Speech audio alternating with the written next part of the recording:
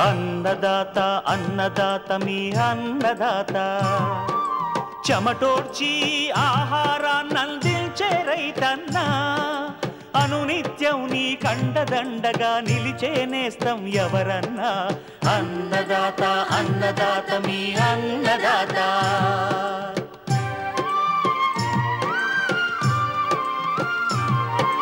నూతన రీతుల సాగుబడికి నూరింతలు పెరిగే దిగుబడికి సూచనలిచ్చే సస్య రక్షణకు పశు పోషణకి శాస్త్ర విజ్ఞానం అందించి ముందుకు నడిపే తెలుగు రైతు భారతదేశానికి మకుటం అయ్యేలా తీర్చిదిద్దే ఆశయంతో మిమ్ము మేలు కొలిపేది అన్నదాత అన్నదాత అన్నదాత మీ అన్నదాత అన్నదాత అన్నదాత మీ అన్నదాత. అన్నదాత ప్రేక్షకులకు నమస్కారం. ఈనాటి ముఖ్యాంశాలు. తెలంగాణలో వానాకాలానికి అనువైన ఆముదం రకాలు గుణగణాలు. రసాయన ఎరువుల భారాన్ని తగ్గించుకునేందుకు పచ్చిరొట్ట ఎరువులు మేలంటున్న నిపుణులు. కుందేళ్ల పెంపకంతో ఉపాధి పొందుతున్న ఖమ్మం జిల్లా యువ రైతు అనుభవం.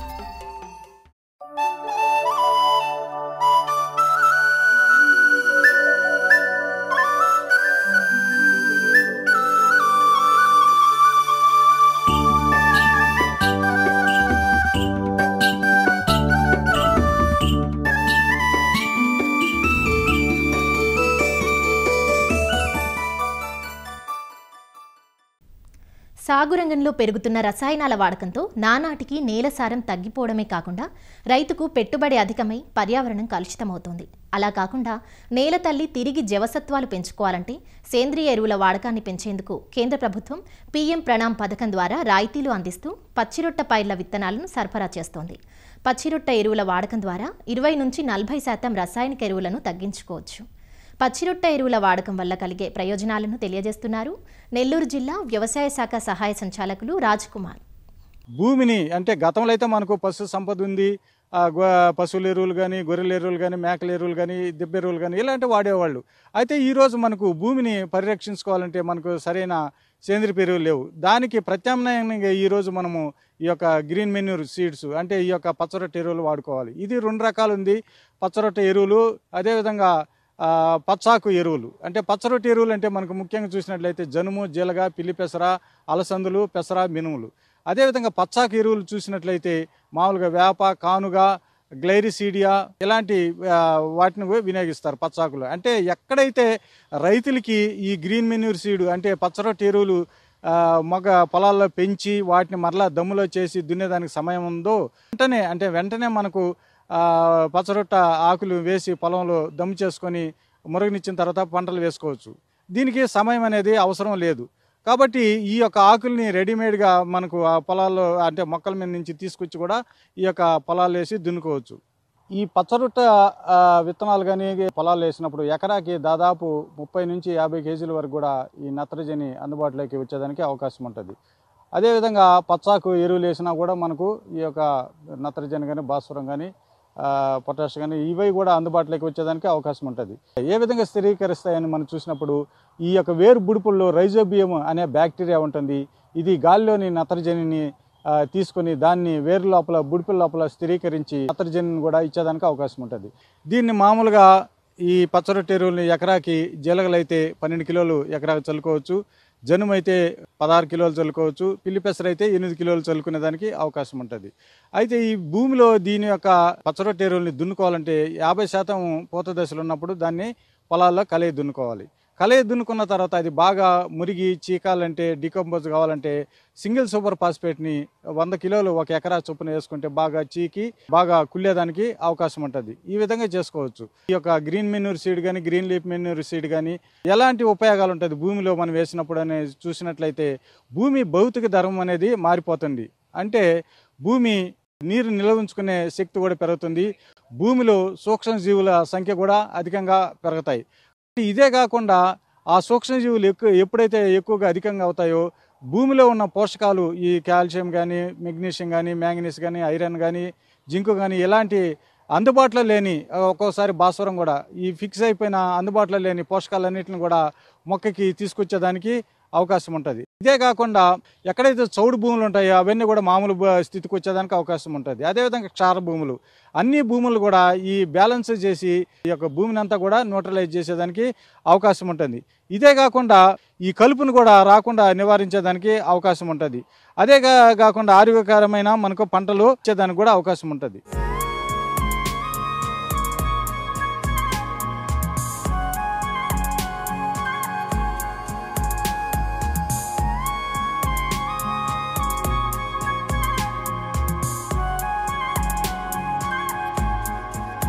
ఏ చెట్టు లేని చోట ఆముదం చెట్టే మహావృక్షమనే నానుడి ఒకప్పటి మాట. ప్రస్తుతం ఆముదం పంట రూపురేఖలే మారాయి. ఎలా అంటారా? ఒకప్పుడు బీడు భూముల్లో పనికిరాని భూముల్లో సాగయ్యే ఈ పంటను నేడు అందుబాటులోకి వచ్చిన నూతన రకాలు, మేలైన యాజమాన్యంతో ఎకరాకు 15 నుండి 16 క్వింటాళ్ల అధిక దిగుబడులు పొందుతున్నారు అనేక మంది రైతులు. ముఖ్యంగా తెలంగాణలోని నాగర్ కర్నూల్, వనపర్తి, నారాయణపేట, జోగులాంబ గద్వాల, మహబూబ్ నగర్, రంగారెడ్డి జిల్లాల్లో ఈ పంటను అధిక విస్తీర్ణంలో సాగు చేస్తున్నారు.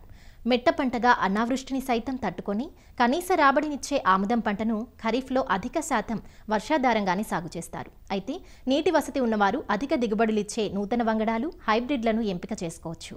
తెలంగాణలో వానాకాలానికి అనువైన ఆముదం రకాలు, వాటి గుణగణాలను మనకు తెలియజేస్తున్నారు ప్రొఫెసర్ జయశంకర్, తెలంగాణ రాష్ట్ర వ్యవసాయ విశ్వవిద్యాలయం, నాగర్ కర్నూలు జిల్లా పాలెం ప్రాంతీయ వ్యవసాయ పరిశోధనా స్థానం ఆముదం విభాగం శాస్త్రవేత్త డాక్టర్ కె సదయ్య. మనకి తెలంగాణ రాష్ట్రంలో చూసుకున్నట్లయితే ప్రతి ఏటా నూనె గింజల సాగు అనేది తగ్గుతూ వస్తుంది. ఇది భవిష్యత్తులో మన సాధారణ ప్రజల మీదనే ఆర్థికంగా పెనుభారం పడేటువంటి అవకాశం ఉంటుంది. దీన్ని ఎదుర్కోవాలి అంటే ఎట్టి పరిస్థితుల్లో కూడా నూనె గింజల సాగు విస్తీర్ణము పెరగాల్సినటువంటి ఆవశ్యకత ఎంతైనా ఉంది. మన ఆముదం సాగు విషయానికి వచ్చినట్లయితే ఈ పంటని మనము వర్షాకాలంలోనూ అదేవిధంగా యాసంగిలో నీటిపారుదల కింద కూడా సాగు చేసుకోవడానికి అవకాశం ఉన్నటువంటి పంట. మనకి ఈ ఆముదంలో సాగుకు అనుకూలమైనటువంటి అనేక రకాలు అందుబాటులో ఉన్నాయి. ముందుగా ప్రభుత్వ రంగ సంస్థల నుంచి విడుదలైనటువంటి సంకర రకాల విషయానికి వచ్చినట్లయితే భారతీయ నూనె గింజల పరిశోధన స్థానం నుంచి విడుదలైనటువంటి ICH5 అనేటువంటి రకము మనకి ఇది ఎరుపు రంగు కాండం కలిగి ఉండి ఆకు యొక్క పైభాగము మరియు కింది భాగంలో మైనపు పూత కలిగి ఉంటుంది. ఈ రకం ఏంటి అంటే ఎండు తెగుల్ని సమర్థవంతంగా తట్టుకుంటుంది. అదేవిధంగా పచ్చదోమని కూడా మనకి సమర్థవంతంగా తట్టుకునేటువంటి రకము. ఈ రకాన్ని మనము వర్షాధారంగా సాగు చేసినట్లయితే దాదాపు 6 నుంచి 7 క్వింటాల వరకు మంచి దిగుబడులు వచ్చేటువంటి అవకాశం ఉంటుంది. మనకి గత సంవత్సరంలో కూడా ఈ రకం సాగు అనేది అధిక మొత్తంలో జరిగింది. వాతావరణ పరిస్థితులు కఠినంగా ఉన్నప్పుడు, అంటే వర్షపాతం లేకుండా విపరీతమైనటువంటి ఎండ ఉన్నటువంటి పరిస్థితుల్లో కూడా ఈ రకము మంచి దిగుబడులని ఇవ్వడం జరిగింది. దీని తర్వాత చెప్పుకోదగినటువంటి మరొక రకమైనటువంటి సంకరము ICH66. ఇది కూడా భారతీయ నూనె గింజల పరిశోధనా స్థానం హైదరాబాద్ నుంచి విడుదల చేయబడినటువంటి సంకర రకము. ఈ రకము కూడా ఎరుపు రంగు కాండాన్ని కలిగి ఉండి మనకి ఆకుకి ఇరువైపులా కూడా మైనపు పూత అనేది ఉంటుంది. ఈ మైనపు పూత అనేది రసం పీల్చే పురుగుల ఉధృతిని తట్టుకోవడానికి సమర్థవంతంగా పనిచేస్తూ ఉంటుంది. ఈ రకం కూడా మనకి ఎండు తెగుల్ని సమర్థవంతంగా తట్టుకుంటుంది. అదేవిధంగా పచ్చదోమని కూడా తట్టుకునేటువంటి రకము. ఈ రకాన్ని మనము వర్షాధారంగా కనుక సాగు చేసుకున్నట్లయితే దాదాపు 6 నుంచి 7 క్వింటాల వరకు దిగుబడిని ఒక ఎకరానికి సాధించే అవకాశం ఉంది. ఇవే కాకుండా చాలా నూతనంగా విడుదలైనటువంటి ICH6 అనే రకము, ఇది కూడా మనకి నూనె గింజల పరిశోధన స్థానము హైదరాబాద్ నుంచే విడుదలవడం జరిగింది. ఇది మిగతా రకాలతో పోల్చుకున్నట్లయితే చాలా తొందరగా కోతకు వచ్చేటువంటి రకము. అంటే మొదటి గెల దాదాపు 80 నుంచి 90 రోజుల్లోనే కోతకు వస్తుంది. మిగతా గెలలు కూడా ఒకటేసారి కోతకు వచ్చేటువంటి అవకాశం ఉన్నటువంటి రకము. ఇది కూడా మనకి ఎకరానికి దాదాపు 7 క్వింటాల వరకు దిగుబడి ఇచ్చేటువంటి అవకాశం ఉంది. భారతీయ నూనె గింజల పరిశోధనా స్థానమే కాకుండా మన ప్రొఫెసర్ జయశంకర్ తెలంగాణ రాష్ట్ర విశ్వవిద్యాలయ పరిధిలో ఉన్నటువంటి ప్రాంతీయ వ్యవసాయ పరిశోధనా స్థానం పాలెంలో కూడా ఆముదం మీద మనకి పరిశోధనలు అనేటువంటి జరుగుతూ ఉంటాయి. ఈ ప్రాంతీయ వ్యవసాయ పరిశోధనా స్థానం పాలెం నుంచి విడుదల చేయబడినటువంటి PCH111 అనేటువంటి రకము, ఇది ఆకుపచ్చ కాండాన్ని కలిగి ఉంటుంది. ఆకుకి కింది వైపు మాత్రమే మైనపు పూత కలిగి ఉండి ఈ రకం కూడా మనకి ఎండు తెగుల్ని సమర్థవంతంగా తట్టుకుంటుంది. అదే ఎక్కడైనా కానీ మనకి తెల్లదోమ ఉధృతి అధికంగా ఉన్నప్పుడు అటువంటి ప్రాంతాలలో ఈ రకాన్ని సాగు చేసినట్లయితే దోమ ఉధృతి తక్కువగా ఉండి పంట అనేది ఎక్కువగా ఎఫెక్ట్ అవ్వదు. దాని ద్వారా మనకి దిగుబడులు కూడా మంచిగా వచ్చేటువంటి అవకాశం ఉంటుంది. మనకి అందుబాటులో ఉన్నటువంటి అన్ని సంకర రకాలతో పోలిస్తే చాలా తొందరగా కోతకు వచ్చేటువంటి రకము ఇది. ఈ రకాన్ని మనము వర్షాధారంగా కనుక సాగు చేసినట్లయితే దాదాపు ఒక 6 క్వింటాల వరకు మనకి దిగుబడి అనేది వచ్చే అవకాశం ఉంటుంది. ఈ PCH 111 అనేటువంటి రకం యొక్క విత్తనాలు మన ప్రాంతీయ వ్యవసాయ పరిశోధన స్థానం పాలెంలో అందుబాటులో ఉంటాయి. అదేవిధంగా ఇంతకుముందు తెలిపినటువంటి ICH 5, ICH 66 మరియు ICH 6 యొక్క విత్తనాలు మనకి భారతీయ నూనె గింజల పరిశోధన స్థానం రాజేంద్ర నగర్ హైదరాబాద్లో అందుబాటులో ఉంటాయి. ఈ సంకర రకాలే కాకుండా మన ప్రాంతీయ వ్యవసాయ పరిశోధన స్థానం నుంచి విడుదల చేయబడిన సూటి రకాలు కూడా మనకి వర్షాధారంగా సాగు చేసినప్పుడు మంచి దిగుబడులు అనేవి అందిస్తూ ఉంటాయి. అందులో ముఖ్యంగా PCS 262 అనే ప్రగతి అనేటువంటి రకము ఇది బెట్టను కూడా తట్టుకుంటుంది కొద్దిమేర. అదేవిధంగా మనకు అందుబాటులో ఉన్నటువంటి సూటి రకాలతో పోలిస్తే ఇది చాలా తొందరగా కోతకు వచ్చేటువంటి రకం. అంటే దాదాపు ఒక 80 నుంచి 90 రోజుల్లోనే మొదటి గెల అనేది కోతకు వస్తుంది. ఆ తర్వాత ప్రతి 30 నుంచి 40 రోజులకు రెండవ వరుస గెలలు, ఆ తర్వాత 30 నుంచి 40 రోజులకి మూడవ వరుస గెలలు అనేవి కోతకి వస్తాయి. ఈ రకం కూడా మనకి వర్షాధారంగా సాగు చేస్తే ఒక 5 నుంచి 6 క్వింటాలు దిగుబడి అనేది వచ్చే అవకాశం ఉంది. కాబట్టి రైతు సోదరులు మంచి నాణ్యమైనటువంటి రకాలని, అధిక దిగుబడులు ఇచ్చేటువంటి రకాలని, నాణ్యమైన విత్తనాన్ని ఎంపిక చేసుకొని అధిక లాభాలని సాధించవచ్చు.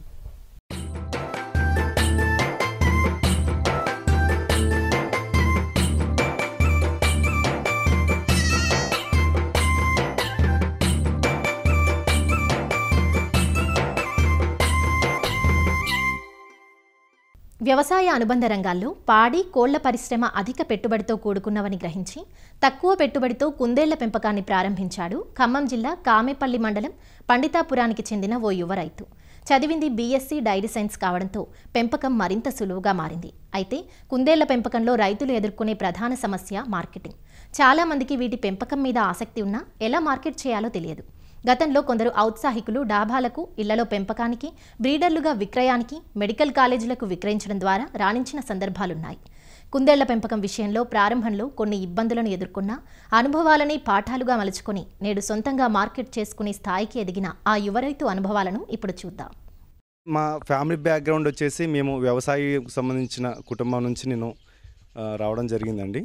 అయితే వాళ్ళు వ్యవసాయం చేస్తుండగా నేను BSc డైరీ కంప్లీట్ చేసిన తర్వాత దానికి అనుసంధానంగా ఒక ఫార్మింగ్ చేద్దామనే ఆలోచనతో ఈ రాబిట్ ఫామ్ని ఎంచుకోవడం జరిగిందండి.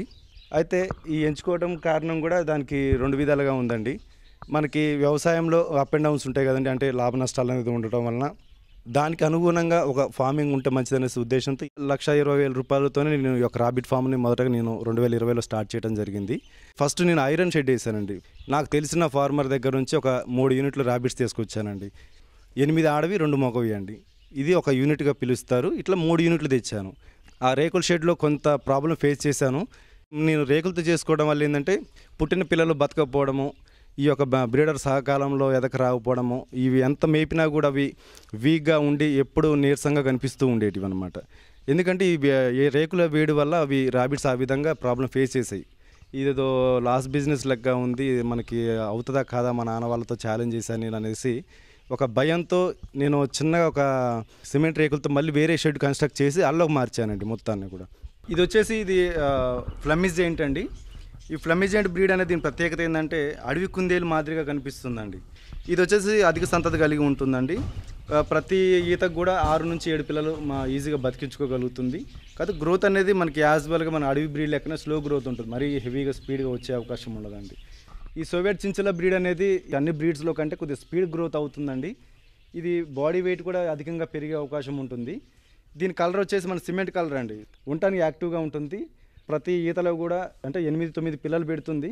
కాకపోతే ఏంటంటే దీని యొక్క వెయిట్ వల్ల ఒక్కొక్కసారి కాళ్ళ కింద పిల్లలు పడి చనిపోయే అవకాశం ఉంటుందండి. ఈ యొక్క బ్రీడ్ కుందేలను కొంచెం జాగ్రత్తగా చూసుకొని ప్రొడక్షన్ చేయించుకోవచ్చు అండి. ఎవరైనా కొత్తగా ఫామ్ స్టార్ట్ చేయాలంటే ఈ బ్రీడ్ని కూడా కొద్దిగా అధికంగా పెంచుకున్నట్టయితే మీ యొక్క ఫామ్ డెవలప్ అయ్యే అవకాశం ఎక్కువగా ఉంటుంది.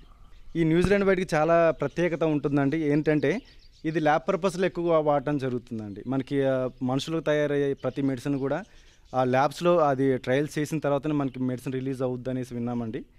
అయితే ఈ బ్రీడ్ అనేది ఎక్కువ దానికే వెళ్తుందండి. ఇప్పుడు దీని గుర్తించడం ఎలా అంటే బాడీ మొత్తం వైట్లో ఉంటుందండి. వీటి ఐస్ వచ్చేసి రెడ్ కలర్లో ఉంటాయి. ఇలానే మళ్ళీ వైట్ జెంట్ అని ఉంటుందండి. అది వచ్చేసి బ్లాక్ ఐస్ ఉంటుంది, బాడీ మొత్తం వైట్ ఉంటుంది. కాకపోతే అది బ్లాక్ ఐస్ ఉండటం వల్ల ఏంటంటే అది ల్యాబ్కు పనికిరాదండి. ఇది వచ్చేసి ప్రతి ఈతకు కూడా యావరేజ్గా 8 to 9 బన్నీస్ ఇవ్వడానికి ఛాన్సెస్ ఎక్కువగా ఉంటాయండి. కొత్త ఫార్మర్స్ ఏంటంటే ఈ యొక్క న్యూజిలాండ్ వైట్ని ఎక్కువగా పెంచుకున్నట్లయితే మీకు ల్యాబ్కి కూడా అమ్ముకునే అవకాశం ఎక్కువగా ఉంటుంది. గ్రేజ్ అంటే మన కలర్ మొత్తం వచ్చేసి రెడ్ కలర్ ఉంటుందండి. ఈ విధంగా రెడ్ కలర్ ఉంటుంది. కళ్ళు వచ్చేసి బ్లాక్ కలర్ ఉంటాయి అన్నమాట. ఇది వచ్చేసి ఎక్కువ పెట్ పర్పస్కి వెళ్తుందండి. అంటే ఇళ్ళల్లో పెంచుకునే వాళ్ళు న్యూజిలాండ్ వైట్తో పాటుగా వీటిని కూడా ఎక్కువగా ఇష్టపడుతూ ఉంటారు. ఇది కూడా మంచి సంతానం కలిగి ఉంటుంది. 5 నుంచి 6 పిల్లలు మాత్రం బ్రతికించుకోగలుగుతుంది. ఈ బ్లాక్ జెయింట్ వచ్చేసి బాడీ మొత్తం బ్లాక్ కలర్ ఉంటుంది, ఐస్ కూడా బ్లాక్ కలర్ ఉంటాయండి. ఇది వచ్చేసి మనకి మీట్ పర్పస్ కానీ అది మనకి ఎక్కువగా వెళ్తూ ఉండదండి. పెట్కి చాలా తక్కువగా వెళ్తూ ఉంటాయి. ఇవి సకాలంలో మంచిగా ఎదకొస్తుంది. అన్నిటికంటే బెస్ట్ బ్రీడ్ అంటే బ్లాక్ జెయింట్సేనండి. ఎన్ని పిల్లలు అయితే కంటుందో అన్ని పిల్లలను కూడా సేవ్ చేయడానికి ఛాన్సెస్ ఉంటాయి అన్నమాట. ఇది ఏంటంటే డచ్ బ్రీడ్స్ అంటే 2 జాతుల నుంచి వచ్చిన బ్రీడ్ అండి. అంటే ఫాదర్ వచ్చేసి న్యూజిలాండ్ వైటు, మదర్ వచ్చేసి ఫ్లెమిష్ జెయింట్ అనమాట. అందుకని ఇప్పుడు ఫ్లెమిష్ జెయింట్ కలర్స్ వచ్చినాయి, న్యూజిలాండ్ వైట్ ఉంది, 2 కలర్స్ వచ్చినాయి. 2 కలర్స్ ఏదైతే ఎక్కువగా ర్యాబిట్కి ఉంటుందో వాటిని ఎక్కువగా మనకు పెంచుకోవడానికి ఇష్టపడుతున్నారండి. ఫార్మింగ్ స్టార్ట్ చేయాలంటే మ్యాక్సిమం మనకి 100% మనకి కేజ్ సిస్టంలోనే ఈ ర్యాబిట్ ఫామ్ అనేది చేయాల్సి ఉంటుందండి. నేల మట్టం మీద కుందేలను పెంచినట్టయితే అవి పోసిన యూరిన్ కానీ లెట్రిన్ కానీ మొత్తం వాటికి అంటుకొని ఎలర్జీ ఇన్ఫెక్షన్స్ కానీ వాటికి బ్యాక్టీరియల్ ఇన్ఫెక్షన్స్ కానీ అధికంగా అయ్యే అవకాశం ఉంటుందండి. ఆ మెజర్మెంట్ వచ్చేసి 2 into 2, హైట్ వచ్చేసి 1.5 feet అండి. ఒక్కొక్క పార్టీషన్లో ఒక ర్యాబిట్ మాత్రమే ఉంటుంది. ఇప్పుడు మెయిల్కైనా ఫిమేల్కైనా కూడా అదే మెజర్మెంట్స్ అండి. ఫస్ట్ స్టార్ట్ చేసే వాళ్ళు ఏంటంటే మీరు 3 యూనిట్లతో ఈ ర్యాబిట్ ఫామ్ స్టార్ట్ చేయాలనుకుంటే 1 కేజ్ అదనంగా తీసుకోవడం మంచిదండి. ఈ షెడ్లో టెంపరేచర్ వచ్చేసండి అది సీజన్కి అనుగుణంగా ఉంటుందండి. 2 సీజన్లు బెస్ట్గా ఉంటాయి. అంటే rainy season and winter season మనకి ర్యాబిట్ ఫామ్కి చాలా బెస్ట్ సీజన్స్ అండి. ఈ సమ్మర్ సీజన్ వచ్చేసరికి మనకి టెంపరేచర్ అనేది చాలా హెవీగా ఉంటుందండి. మన షెడ్ పైన జమ్మి కప్పించిన తర్వాత స్ప్రింక్లర్ సిస్టమ్ పెట్టుకోవచ్చండి. అది లేదు మీకు స్ప్రింక్లర్ సిస్టమ్ మీకు ఇబ్బందిగా ఉంది, వాటర్ ఫెసిలిటీ మీకు లేదు అనుకున్నట్లయితే ఆ తీగ జాతి మొక్కలన్నిటిని మనం నాటుకున్నట్లయితే అవి 6 to 7 monthsలో మొత్తం మనకి షెడ్ మొత్తం పైన పాకే అవకాశం ఉంటుందండి. లేదు మొక్కలు కూడా మేము నాటలేదు, మాకు ఇప్పుడే స్టార్ట్ చేసాము, ఇబ్బందిగా ఉంది అండి, షెడ్ బాగా వేడిగా ఉంటుంది అని మీరు ఉద్దేశించినట్లయితే మనకి గోన బస్తాలు అంటాం కదండి, ఆ బస్తాను కూడా ఈ విధంగా మనకి గ్రీన్ మ్యాట్ కట్టినట్టుగా సైడ్ అమ్మటి కట్టేసి వాటిపైన మన వాటర్ స్ప్రే చేసినట్లయితే ఆ షెడ్ లోపలికి ఆ వేడిని రానియకుండా చాలా మనకి సహాయం చేస్తుందండి. ఫీడ్ ప్రమాణాలు చెప్పాలంటే 1 పూట వచ్చేసి దానా ఇవ్వాలి, 1 పూట వచ్చేసి గ్రీన్ గ్రాస్ ఇవ్వాలి. అయితే మాకు గ్రీన్ గ్రాస్ ఎక్కువగా ఉందండి, మీరు పొద్దున సాయంత్రం గ్రీన్ గ్రాస్ ఇస్తాము అంటే అట్లా కూడా ఇచ్చుకోవచ్చు. కాకపోతే రాబిట్కున్న స్వభావం ఏంటంటే ఇచ్చిన గ్రాస్ని 1-2 కాండాలు మాత్రమే తిని అది కింద పరుచుకొని పడుకోవడం జరుగుతుంది అన్నమాట. ఆ విధంగా పడుకోవడం గ్రాస్ వేస్టేజ్ అవుతుందండి. అందుకని మీరు మార్నింగ్ టైంలో దానా ఇచ్చేటట్టు మీరు ప్రణాళికలు రెడీ చేసుకునండి. సాయంత్రం వచ్చేసి గ్రాస్ ఇవ్వాలి. చాలామంది కుండలలో వాటర్ పెడతా ఉంటారండి. దానివల్ల ఏంటంటే వాటర్ కంటామినేషన్ జరుగుతుంది. మేము నిప్పల్ సిస్టమ్ వాడతామండి. మీరు చూస్తున్నారు కదా, అవి రెడ్గా కనిపించే మొత్తం నిప్పల్ సిస్టమ్ అనమాట. మనం మెడిసిన్ కూడా వాటర్ సాల్బుల్ మెడిసిన్స్ ఇస్తూ ఉంటాం కుందేలకి ఎప్పుడు, ఎందుకంటే మా దగ్గర ఎక్కువ ఉన్నాయి కాబట్టి ప్రతిదానికి కూడా వాటర్ ఇవ్వలేమండి. ఏదైతే వాటర్ ట్యాంక్ ఉందో దాంట్లో మనకి సరిపడా కాంపోజిషన్స్ మొత్తం మెడిసిన్ కలిపేసి ఈ నిప్పల్ సిస్టమ్ ద్వారా మేము వాటర్ ఇవ్వడం జరుగుతుందండి. బ్రీడింగ్ ప్రాసెస్కి వచ్చేసరికి ఇప్పుడు ర్యాబిట్ అనేది దాని యొక్క జీవితకాలంలో 6వ నెల నుంచి బ్రీడింగ్ స్టార్ట్ చేస్తుందండి. ఇయర్లీ వచ్చేసి మనకి 4 సార్లు ఈనుతుంది. అదే లేదు మేము జతల లెక్క పెంచుకుంటామంటే ప్రతి నెల కూడా ఈనే అవకాశం ఉంటుందండి. కాకపోతే హెల్త్ కండిషన్ బాగుండదు. ఇయర్లీ 4 క్లచెస్ అనుకున్నా కానీ దీని లైఫ్ స్పాన్ వచ్చేసి 8 years వరకు ఉంటుందండి. 8 yearsలో దాదాపు మనకి 6 months తీసేసినా కూడా 5 to 6 years మినిమం ఈనగలుగుతుందండి. లేదు మనకి అంతవరకు వద్దు అనుకుంటే 3 years వరకు మనకు వీటి నుంచి ప్రొడక్షన్ తీసుకోవచ్చండి. ప్రతి ప్రొడక్షన్ కూడా 6 నుంచి 10 పిల్లల మధ్యలో అది ఈనటం జరుగుతుంది. కాకపోతే అది 5 నుంచి 7 పిల్లలు మాత్రం బ్రతికించుకోగలుగుతుందండి. దీనికి సంవత్సరం పరంగా చూసుకున్నట్టు 4 క్లచ్లు ఈనుతుంది కదండి. 4 ఏళ్ళు 28 సంవత్సరం 28 నుంచి 30 పిల్లలు యావరేజ్గా అటు ఇటుగా రావచ్చండి. ఇట్లా వచ్చిన వాటి నుంచి మనకి మెయిల్స్ ఉంటాయి కదండి, మెయిల్స్ కూడా ప్రొడక్షన్కి మనకి 3 years వరకు మనం కంటిన్యూగా వాటిని బ్రీడింగ్ చేయించవచ్చు. ఒక ర్యాబిట్ వచ్చేసి యావరేజ్గా మనకి ఇయర్లీ 4 సార్లు ఈనుతుందన్నాం కదా, 30 పిల్లలు యావరేజ్గా మినిమం ఈనుతుందండి. 30 పిల్లలు అంటే మనం హోల్సేల్ రేట్లలో వచ్చేసి 200 రూపీస్న ఒక్కొక్క పిల్ల హోల్సేల్ వేస్తాము. లేదు మనం రిటైల్గా మనకి మార్కెట్ ఉంది, రిటైల్గా అమ్మగలిగితే ఒక్కొక్క పిల్ల 400 రూపీస్లో మనం అమ్ముతున్నామండి. ఇప్పుడు 30 పిల్లలు అనుకుంటే యావరేజ్గా 200 రూపీస్ వేసుకుంటే 6000 రూపీస్ పర్ ఒక ర్యాబిట్ పైన వస్తుంది. రిటైల్గా అమ్ముకుంటే మనకి 12,000 దానికి ఒక్కొక్క ర్యాబిట్ పైన రావడం జరుగుతుందండి.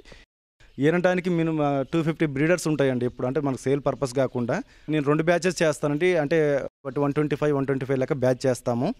దాంట్లో 25 బ్రీడర్స్ మనకి ఒకవేళ చూడి నిలవకున్నా కానీ 100 బ్రీడర్స్ అనేది మనకి మినిమము అది పిల్లలు ఇవ్వడం జరుగుతుందండి. ఇప్పుడు ర్యాబిట్స్కి వచ్చేసరికి హెల్త్ కండిషన్ అండి, అవి సహజంగా పెరిగే ఎనిమల్ అని చెప్తూ ఉంటారండి. కాదు మనం ఫార్మింగ్లో మనం ర్యాబిట్ని బంధించి మాత్రమే ర్యాబిట్ ఫార్మ్ చేస్తున్నాం కాబట్టి వీటికి కూడా అనేక రకాలైన ప్రాబ్లమ్స్ ఉంటాయండి. వీటిలో ఎలర్జీతో పాటుగా లూజ్ మోషన్స్ ఇట్లా మనకి 2-3 రకాలుగా ఎక్కువగా మన ఇబ్బంది పెట్టే డిసీజెస్ ఉంటాయండి. మనం ఎప్పుడైతే ఎలర్జీ కండిషన్ని మనం ప్రైమరీ దశలో గుర్తించినట్లయితే దాన్ని మనం లిక్విడ్ అంటే ఓరల్ సొల్యూషన్ ద్వారా మనం దాన్ని నివారించుకోవచ్చండి. వీటికి లూజ్ మోషన్స్ ఇప్పుడు ఏ విధంగా వస్తుందంటే ఎప్పుడైతే మనం తడిగడ్డి లేదా మనకి స్టాక్ ఉన్న గడ్డి ఇటువంటి పదార్థాలు ఎప్పుడైతే మనకి గడ్డి పదార్థాలు ఇస్తున్నామో అది తిరిగి అరిగించుకోలేదండి. అది ఇండైజెషన్ ప్రాబ్లం వల్ల అది లూజ్ మోషన్స్ అయ్యి దానికి తగ్గట్టు ట్రీట్మెంట్ చేసినట్టయితే బ్రీడర్ మనకు సేఫ్గా ఉంటుందండి. ఇప్పుడు మీకు కనిపిస్తున్న ఈ బాక్స్ వచ్చేసి నెట్ బాక్స్ అంటామండి. మనం ఎప్పుడైతే ర్యాబిట్ని క్రాస్ చేయించామో మనకి 28 డేస్ నుంచి 30 డేస్ మధ్యలో ఈనుతుంది కాబట్టి అది ప్రెగ్నెన్సీ కన్ఫర్మ్ అయిన తర్వాత ఒక 3 డేస్ బిఫోర్ మనం దాని యొక్క జాలీలో దీన్ని అమర్చాల్సి ఉంటుందండి. ఇప్పుడు ఈ బార్ వచ్చేసి మనకి 15 ఇంచులండి, హైట్ వచ్చేసి 8 ఇంచెస్ ఉండాలి. మనకి బ్యాక్స్ అంటే 3 సైడ్స్ కూడా అదే మెజర్మెంట్స్తో ఉంటుంది. అంటే లోపల వచ్చేసి మళ్ళీ 8 ఇంచెస్ ఉండాలి మనకి వెడల్పు వచ్చేసి. ఫ్రంట్ భాగం అనేది వెనక భాగానికి ఒక 2 అంగుళాలు తక్కువగా ఉండాలండి. ఎందుకంటే మనకి బ్రీడర్ అనేది ముందు నుంచి లోపలికి వెళ్ళాలి. హైట్గా ఉన్నట్టయితే పొట్ట తగిలి మనకి అబోషన్స్ అయ్యే అవకాశం ఉంటుందండి. ఈ విధంగా మనకు తయారు చేసుకొని దీంట్లో ఒక ఉరిగడ్డి కానీ ఏదైనా మెత్తటి పదార్థం పెట్టుకొని ఈయన ముందు దాంట్లో ఇన్బాక్స్ చేసుకోవాలి. ఇప్పుడు మీరు చూస్తున్న బన్నీస్ వచ్చేసి ఇవి 3 డేస్ బన్నీస్ అండి. ఇవి అంటే ఇప్పుడు మనకి మీరు లోపల చూస్తున్న తెల్లటి పదార్థం కూడా దాని యొక్క చర్మం పైన ఉండే ఫర్ అంటాం కదా, బూర్ అంటాం కదా, మనం పెట్టిన వరిగడ్డి ఏదైనా మెత్తటి పదార్థం పెట్టినప్పుడు దాని యొక్క బూరుని కలిపి ఆ విధంగా పిల్లలకి పరుపు మాదిరిగా పేర్చేసి దానిలో పిల్లల్ని ఈనుతుందండి. 11th డే బన్నీస్ అండి. 11th డే అంటే ఇప్పుడు కొంచెం కళ్ళు తెరిచాయి. ఈ పొజిషన్లో ఏంటంటే మనం బన్నీస్ని టచ్ చేసినట్లయితే అవి బెదురుతున్నట్లుగా అది మనం హ్యాండిల్ చేయడానికి కూడా ఈజీ అవ్వదు. మీరు చూసిన బెదురుతున్నట్లుగా ఉంటాయి అన్నమాట. ఎప్పుడైతే ఫుల్గా కళ్ళు తెరిచి 20 డేస్ వస్తుందో అప్పుడు మాత్రమే మన బన్నీస్ని హ్యాండిల్ చేయడానికి ఈజీగా ఉంటుందండి. కొత్త వాళ్ళు వచ్చేసి ముద్దుగా నేను పట్టుకుంటూ ఉంటారండి చేతిలోకి. అవి ఏంటంటే అవి భయపడుతున్నట్టుగా ఉండి కింద పడి చనిపోయిన సందర్భాలు ఎన్నో ఉన్నవి. ఇది వచ్చేసండి ఇప్పుడు 13 to 14 డేస్ మధ్యలో అంటే కళ్ళు పూర్తిగా తెరిచాయండి. దాదాపు 20 డేస్ వరకు కంటిన్యూగా పాలు మాత్రమే తాగుతుందండి. 20 డేస్ తర్వాత కళ్ళు తెరుస్తుంది కాబట్టి పర్ఫెక్ట్గా ఆ 20 డేస్ నుంచి మ్యాథ్ ఎలా తినాలి ఏంటనేది 20 డేస్ నుంచి మ్యాథ్ తింటూ నేర్చుకుంటుందండి. చాలామంది రైతులు సార్ మేము ఫామ్ స్టార్ట్ చేద్దాం అనుకుంటున్నాము, మాకు ఇప్పుడే ర్యాబిట్స్ ఇవ్వండి అనేసి చాలా విధంగా అడుగుతూ ఉంటారండి. కాకపోతే మీరు కొత్తగా స్టార్ట్ చేసే వాళ్ళకి మేము గైడెన్స్ మేము చెప్పే సజెషన్ ఏంటంటే మీరు ఎప్పుడైతే ఫామ్ స్టార్ట్ చేద్దాం అనుకుంటున్నారో ఒక 2.5 months మనకి యావరేజ్గా గ్రాస్ నాటుకోవాలండి. హై ప్రోటీన్ గల హెడ్జ్ లూసర్న్ ఉంది, సూపర్ నేపియర్ కానీ స్మార్ట్ నేపియర్ కానీ ఎటువంటి న్యాచురల్ గ్రాస్ ఇచ్చినా కూడా ఇది సర్వైవ్ అవ్వగలుగుతుంది అనమాట. గ్రాస్ నాటిన తర్వాత షెడ్ కన్స్ట్రక్షన్ చేసుకోవాలండి. ఫస్ట్ స్టార్ట్ చేస్తున్నారు కాబట్టి భారీ ఎత్తున లక్షలు పెట్టుబడి పెట్టి షెడ్ కన్స్ట్రక్షన్ చేయాల్సిన అవసరం లేదండి. దీనికి యావరేజ్గా ఒక 40-50 వేలల్లో మనకి 20x30 లేదా 30x40 ఇట్లా తక్కువ పెట్టుబడులను మీరు అనుకున్న ఎస్టిమేషన్లో తక్కువ షెడ్ కన్స్ట్రక్షన్ చేసుకొని ఇంకా తక్కువలో అవ్వాలి అంటే సజెషన్ చేయమంటే మేము తాటాకులతో చెప్తామండి. ఈ మంటలు ఇటువంటి అందుకుంటాయి అనేసి భయంతో మీరు చేసే దాంట్లో సిమెంట్ రేకులు అనేది అంటే దానికి దీనికి 20,000 వేరియేషన్ ఉంటుంది. సిమెంట్ రేకులు వేసుకొని మీరు ఫార్మింగ్ స్టార్ట్ చేసుకోవచ్చు అండి. షెడ్ కన్స్ట్రక్షన్ చేసుకున్న తర్వాత ఎక్కడైతే మీ దగ్గర సమీపంలో మంచి బ్రీడర్స్ ఇచ్చే బ్రీడర్ ఉన్నారో వారి దగ్గరికి వెళ్ళి మాకు ఇన్ని బ్రీడర్స్ కావాలండి, ఒక 2 యూనిట్ల 3 యూనిట్ల అనేది మనకి వాళ్ళు చెప్తారండి. కాకపోతే మీకు ఎవరైతే సరైన గైడెన్స్ ఇస్తారో వాళ్ళ దగ్గరికి వెళ్ళి లాభ నష్టమైనా సరే వాళ్ళ దగ్గర ప్రతిదీ కొనండి. అంటే కేజీతో సహా బ్రీడర్స్తో సహా తీసుకోండి. లాభం వచ్చిన నష్టం వచ్చిన వాళ్ళు క్వశ్చన్ చేయడానికి ఛాన్సెస్ ఉంటాయి. చాలామంది ఏం చేస్తున్నారంటే వర్కర్స్ని పెట్టేసి వాళ్ళు ఎక్కడో ఉండి వాళ్ళ యొక్క విధులు నిర్వహించుకుంటూ ఉంటారండి. కాదు మీరు కుటీర పరిశ్రమ అనుకున్నారు కాబట్టి మీరే దగ్గరగా ఉండి రన్ చేస్తున్నట్లయితే ఈ ఫార్మింగ్లో చాలా లాభాలు ఉన్నాయండి. మీరు పెట్టి చేసుకున్నట్టయితే యావరేజ్గా ఒక ఎంప్లాయీ మాదిరిగా సంపాదించవచ్చండి. మీరు ర్యాబిట్ ఫార్మింగ్ చేయాలంటే మినిమం మనకి ఏంటంటే మనం ఎలా పెంచుతున్నాం అనేది కాకుండా మార్కెటింగ్ ఎలా చేయాలనేది కూడా మీరు అది మనసులో పెట్టుకోవాలండి. అంటే ఎలా చేయాలంటే మీ దగ్గరలో ఒకవేళ సంతలు కానీ ఏమన్నా దగ్గరలో మార్కెట్ ఫెసిలిటీస్ ఉంటే అక్కడ సేల్ చేసుకోవచ్చండి. ఇప్పుడు మా ఫామ్ తరపు నుంచి వచ్చేసండి చాలా వరకు మాది 5 years మా మినిమం అవుతుంది ఫార్మింగ్ స్టార్ట్ చేసి. ప్రతి ఒక్కరు కూడా ఫామ్ దగ్గరకు వచ్చి కొనుక్కపోవడం లేదా ప్రతిరోజు కూడా సంతలో విక్రయించడం జరుగుతుంది. మీరు కొత్తగా స్టార్ట్ చేసుకునే వాళ్ళు ఏంటంటే దాన్ని ఏ విధంగా మనం విక్రయించుకోవాలి అనేది మీరు అది దృష్టిలో పెట్టుకొని మీ దగ్గరలో ఉన్న పెట్ షాప్స్ కానీ లేకపోతే మార్కెట్లలో కూడా మీరు సర్వే చేసి మీరు అమ్ముకోలేస్తారా లేదా అనేది మీరు ఆలోచించుకోవచ్చండి. లేదా అమ్ముకోలేని పక్షంలో మా దగ్గర బ్రీడర్స్ ఉంటారు కాబట్టి మేము బైబ్యాక్ పాలసీ కూడా ఇస్తూ ఉంటామండి.